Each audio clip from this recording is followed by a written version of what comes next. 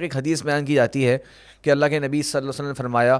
کہ اگر ایک پیالی میں یا ایک برتن میں مشروب موجود ہے، کوئی بھی پینے کی چیز موجود ہے، اور اس میں مکھی گر جاتی ہے، تو اللہ کے رسول نے فرمایا کہ پھر اگر وہ گرے تو اس کو پوری طرح سے ڈبو دو، کیونکہ اس کے ایک پر میں بیماری ہے اور ایک پر میں شفا ہے، اور وہ گرتی حدیث میں آتا ہے گرتی اس جگہ سے ہے، اس ڈائریکشن پہ ہے جس میں بیماری ہوتی ہے، تو اس کو پورا کا پورا ڈبو دو تاکہ وہ جو بیماری اس برتن میں آ گئی ہے اس کی وجہ سے وہ شفا جو اس کی دوسرے پر میں ہے وہ آ جائے۔ یہ ایک حدیث ہے شیخ، اور اوتھینٹک حدیث ہے بالکل، تو اس کا ہم کیسے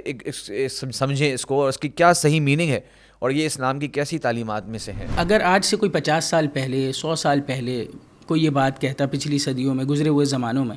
تو یہ شاید اس کے پاس کوئی عذر ہوتا، لیکن آج ایسا کوئی عذر ہے نہیں، کیونکہ جو جدید سائنس ہے وہ اس چیز کو ثابت کر چکی ہے۔ نیشنل لائبریری آف میڈیسن انہوں نے اس بات کو ثابت کیا ہے کہ مکھی اپنے ایک ونگ میں ایک اینٹی ڈوٹ لیے گھومتی ہے۔ اس کی مثالیں اور بھی مل جاتی ہیں ہمیں، اور جانوروں میں بھی۔ مثال کے طور پر سانپ،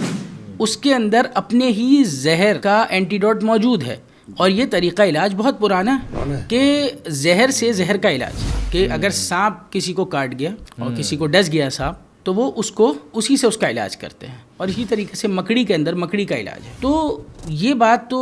اب جدید سائنس نے ثابت کر دیا، تو اس پہ کوئی عذر رہتا نہیں ہے۔ یعنی کہ ایک ہی جانور میں ایک ہی وقت کے اندر بیماری بھی ہے اور اس کی شفا بھی ہے۔ اگر کوئی کسی کا مشروب ہے، کوئی برتن ہے، اس میں جو ہے یہ مکھی گر گئی ہے، تو وہ اس کو استعمال کر سکتا ہے۔ شریعت نے یہ پابند نہیں کیا، یہ ضروری نہیں کہ آپ لازمی جو ہے آپ نے جو ہے اس کو استعمال کرنا ہے۔ بسا اوقات ایسا ہوتا ہے کہ جو ہے کوئی ایسا مشروب ہوتا ہے یا کوئی ایسی چیز ہوتی ہے جو ایکسپینسو ہوتی ہے، آپ نے جو ہے اور انسان کا دل کر رہا ہوتا ہے کہ بھئی جو ہے وہ گر گئی ہے تو چلو کوئی معمولی سی بات ہے، ایک احتیاط بتا دی کہ جی آپ اگر استعمال کرنا ہی ہے تو اس کو ڈبو لیا جائے۔ کچھ لوگ شاید کبھی بڑی آسانی سے بول دیتے ہیں کہ جناب ہم اس کو پھینک دیں گے، ہم اور لے لیں گے۔ تو بھائی ہر بندہ جو ہے وہ اپنے اوپر دنیا کو قیاس نہ کرے، بہت لوگ افورڈ نہیں کر سکتے۔ اگر بہت بڑے ٹب میں گر جائے مکھی، ہاں، دودھ کی بڑی بڑی بالٹی میں گر جاتا ہے، دودھ والی دکان پہ تو دودھ بہائے گا پورا کا پورا۔ اچھا، ایک جو